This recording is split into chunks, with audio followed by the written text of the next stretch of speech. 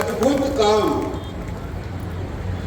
जिसने देखा है वो पानी बचाओ अभियान, फसल चक्र परिवर्तन का अभियान, केंद्र सरकार और राज्य सरकार की योजना, किसान के जीवन में परिवर्तन लाने वाली योजना, उस योजना में केंद्रीय भूमिका निभाने वाली निश्चित रूप से पद्मश्री फूलवासन देवी है।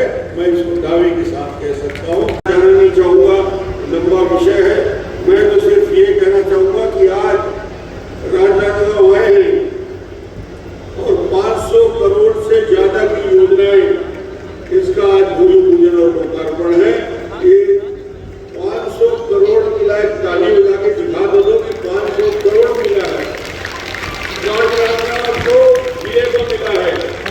जमालपुर, हल्दी, सिंघोला, मोतीपार कला, बलपुरी, धावनसरा, ओडिया। लाइनिंग के काम पूरा हो जाए के बाद जिन 7,870 एकड़ जमीन जिन सूखा रही से 19 गांव के, वो 19 गांव में 7,870 एकड़ में सिंचाई होना प्रारंभ हो जाए। अच्छा बड़ी योजना है जगह क्रियान्वयन आज यहाँ पे होती है।